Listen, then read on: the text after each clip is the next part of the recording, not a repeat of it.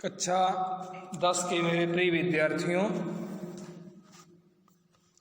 लगभग आपका जो पाठ्यक्रम था वो समाप्त हो चुका है। आज मैं जो रिवीजन की शुरुआत है उसको क्षितिज पाठ्य पुस्तक से करना चाहता हूँ। पाठ्य पुस्तक देखिए आपके सामने है, क्षितिज भाग 2 कक्षा 10 आ पाठ्यक्रम के लिए हिंदी की पाठ्य पुस्तक। आपको पता होगा अपठित गद्यांश 5 अंक का है, अपठित काव्यांश भी 5 अंक का है, दोनों विकल्प हैं। 16 अंक का व्याकरण है, वो भी विकल्प है। सब विकल्प ही हैं, आपकी बात बहुविकल्पी। फिर है आपकी पाठ्य पुस्तक। इसमें आप जान लीजिए, देखिए आपके सामने है विषय क्रम। बहुत से बच्चे हमारे अब भी कंफ्यूजन में होंगे। जो बच्चे अच्छे होंगे, पढ़ रहे हैं तो समझ लिए होंगे, लेकिन मुझे पता है काफ़ी बच्चे होंगे जो भ्रमित होंगे कौन सा पाठ पढ़ें कौन सा ना पढ़ें। पाठ्य पुस्तक में आप पाठ्य पुस्तक खोल लीजिए और देखिए कौन सा पाठ हमें पढ़ना है, कौन सा पाठ नहीं पढ़ना है। इसको स्पष्ट रूप से जान लीजिए, क्या मुझे पढ़ना है, कैसे मुझे पढ़ना है। सुबह उठिए, अपने हर विषय का पाठ्यक्रम तुम्हारे नज़रों के सामने हो, मुझे क्या पढ़ना है, कैसे पढ़ना है, कैसे प्रश्न आएंगे। जब आपको पता ही नहीं है हमको प्रतापगढ़ जाना है कि इलाहाबाद जाना है कि कानपुर जाना है, कहाँ जाना है, पता ही नहीं है, कैसे जाओगे आप। जब आपको एड्रेस नहीं पता तो वहाँ कैसे पहुँच पाओगे। जब यही नहीं पता मुझे क्या पढ़ना है, कैसे पढ़ोगे। इसीलिए हमारे प्रिय विद्यार्थियों, सभी विद्यार्थियों से निवेदन है, इस वीडियो को जरूर देखें और जान लें कि क्षितिज पाठ्य पुस्तक में मुझे क्या पढ़ना है। आपको पहला पाठ सूरदास पढ़ना है। सूरदास के पद पढ़ने हैं। फिर आपको तुलसीदास जी को पढ़ना है। फिर देखिए जहाँ क्रास लगा है वो नहीं पढ़ना है, देव नहीं पढ़ना है, जयशंकर प्रसाद का नहीं पढ़ना है। उसके बाद सूर्यकांत त्रिपाठी निराला को पढ़ना है। उत्साह और अट नहीं रही है, इसको पढ़ना है। फिर आपको नागार्जुन का नहीं पढ़ना, तंत्रित मुस्कान। गिरिजा कुमार माथुर का छाया मच्छूना नहीं पढ़ना। फिर क्या पढ़ना है, एक पाठ और पढ़ना है, कन्यादान। कन्यादान आप पढ़ेंगे। कुल मिला के 4 पाठ आपको काव्य खंड में पढ़ना है। सूरदास, तुलसीदास, सूर्यकांत त्रिपाठी निराला और ऋतुराज, ये 4 कवि हैं। सूरदास जी के पद, तुलसी की चौपाइयाँ और दोहे, सूर्यकांत त्रिपाठी निराला जी की 2 कविता, उत्साह और अट नहीं रही है, और जो ऋतुराज की कविता है वो है कन्यादान। इसको पढ़ना है। मूल जो टेक्स्ट बुक है उनको पढ़ के बेहतर ढंग से आप समझिए, तब प्रश्नों को पढ़िए। प्रश्न अभ्यास करना बहुत आवश्यक है, लेकिन उसके पहले मूल पाठ को पढ़ना महत्वपूर्ण है। मुझे भरोसा है हमारे विद्यार्थी सब पढ़ चुके होंगे। गद्य में देखिए, गद्य में क्या क्या है, गद्य में भी जान लीजिए आप क्या है। तो गद्य में 4 शुरू के पढ़ने हैं और बाद वाले 4 नहीं पढ़ने हैं। पुस्तक में आपके होगा। मुझे भरोसा है हमारे विद्यार्थी बेहतर ढंग से पढ़ भी चुके हैं,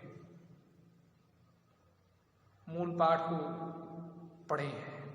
मैं तो सारांश बताया हूँ वीडियो में, लेकिन मुझे विश्वास है कि हमारे विद्यार्थी पुस्तक खोल करके उसके मूल टेक्स्ट को बेहतर ढंग से पढ़े होंगे और समझ गए होंगे पूरे पाठ को। नेताजी का चश्मा, जिसमें कैप्टन की देशभक्ति का सुंदर वर्णन है। हौलदार साहब कैप्टन की देशभक्ति को देखकर प्रभावित होते हैं, सोचने के लिए मजबूर हो जाते हैं और तमाम बातें उसमें बताई गई हैं कि मूर्तियाँ किस लिए लगाई जाती हैं, क्या संदेश देती हैं समाज में आने वाली पीढ़ियों को। इससे लोग देश प्रेम और राष्ट्र कल्याण के कार्यों में सहभागिता लेने के लिए इच्छुक हो जाते हैं, प्रेरित होते हैं उन मूर्तियों से। फिर जो अगला पाठ था राम वृक्षवेणीपुरी का बाल गोविंद भगत, इसको भी हमारे विद्यार्थी बेहतर ढंग से पढ़े हैं। बाल गोविंद भगत साधु थे लेकिन गृहस्थ भी थे, कर्म में विश्वास करते थे, खेती का काम करते थे।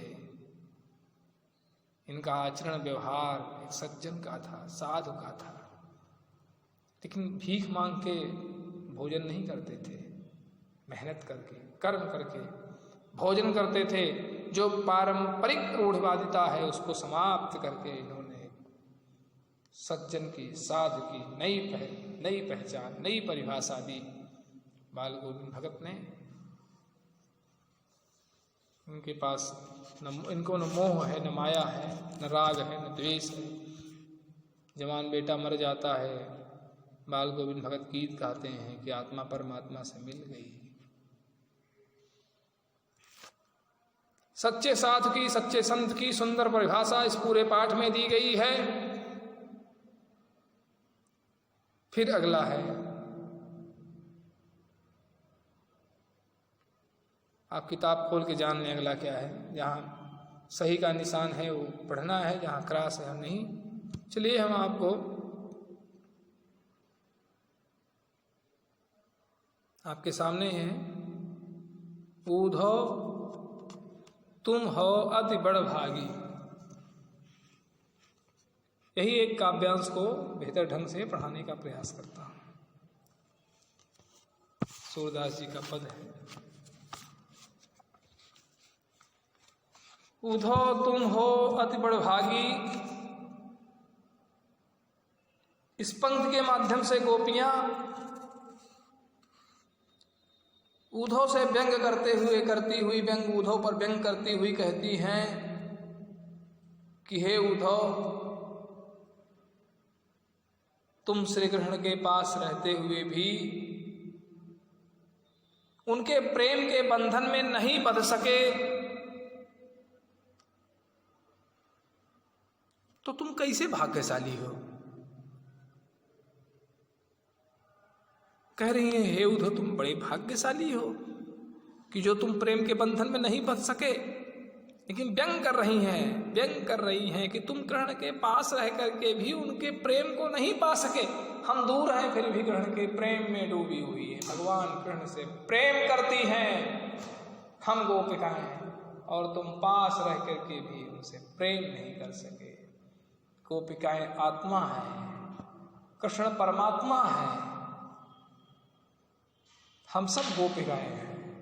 संसार में जितनी आत्माएं हैं, अगर सब गोपिका बन जाएं तो उद्धार हो जाए, कल्याण हो जाए, समाज में सुख और शांति फैल जाए। अगर उद्धव हैं, हम उद्धव हैं, अभिमानी हैं, अहंकारी हैं, तो हम भगवान के पास रह करके भी, गंगा माई के समीप में रह करके भी गंगा माई के गंगा जल में डुबकी नहीं लगा पाएंगे। यदि उद्धव हैं तो, अगोपिका हैं तो दूर रह करके भी हम ईश्वर के पास हैं। व्यंग कर रही हैं गोपिकाएं, ऊधो तुम हो अति बड़ भागी। हे ऊधो, तुम कैसे भाग्यशाली हो। तुम भाग्यशाली हो अर्थात कैसे भाग्यशाली हो, समीप रह करके भी उनके प्रेम के बंधन में नहीं बंध सके। गोपियां ऊधो से कहती हैं यह कैसी विडंबना है, भाग्य की भी कैसी विडंबना है कि तुम कृष्ण के समीप रहते हुए भी उनके प्रेम के बंधन से मुक्त हो, युक्त नहीं हो, उनके प्रति अनुराग उत्पन्न नहीं हुआ तुम्हारे हृदय में। तुम श्री कृष्ण के समीप रहते हुए भी प्रेम से उसी प्रकार अलग रहे जिस प्रकार अपरस रहत स्नेह तगाते नाहिन मन अनुरागी अपरस अपरस। स्पर्श नहीं करता, जैसे पानी में रहते हुए भी कमल का पत्ता, पानी में रहते हुए भी कमल का पत्ता ऊपर ही रहता है, पानी की एक बूंद भी उस पर नहीं पड़ती, पानी का वो स्पर्श नहीं करता। अपरस रहत स्नेह तगात नाहिन मन अनुरागी। तुम्हारा जो मन है वो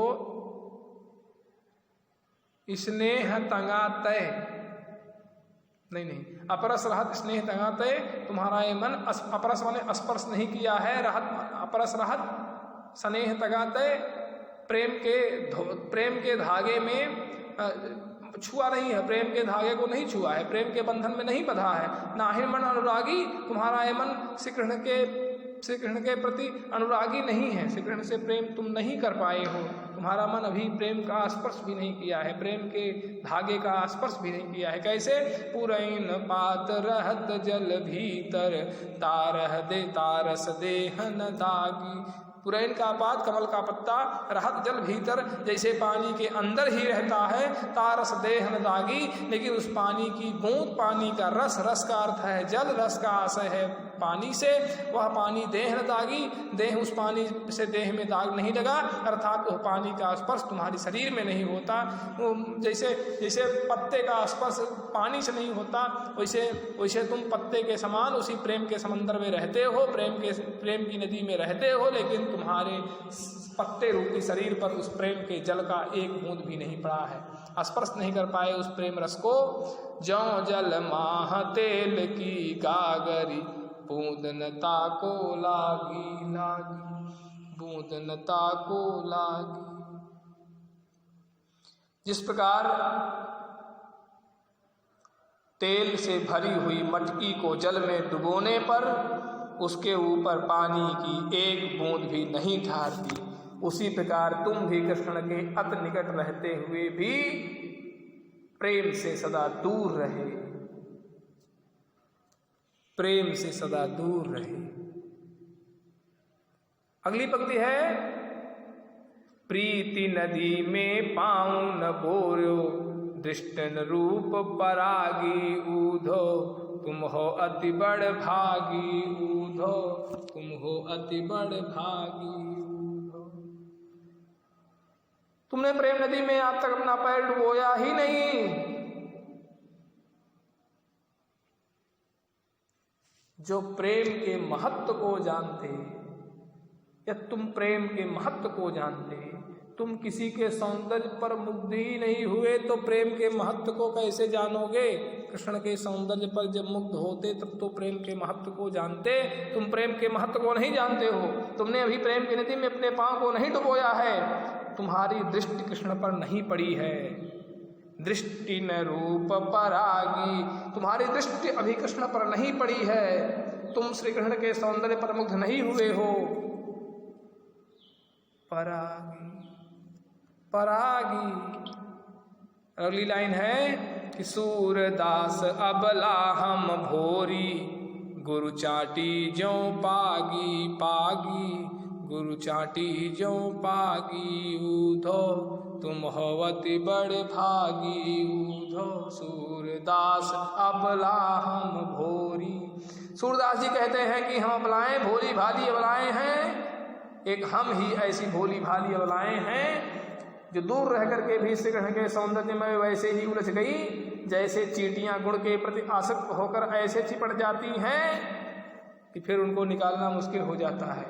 गुड़ चिवटी, चिवटा चिवटी, चींटी और गुड़ एक हो जाते हैं, दोनों को अलग करना मुश्किल हो जाता है। दोनों को अलग करेंगे तो अखना पखना सब टूट जाएगा।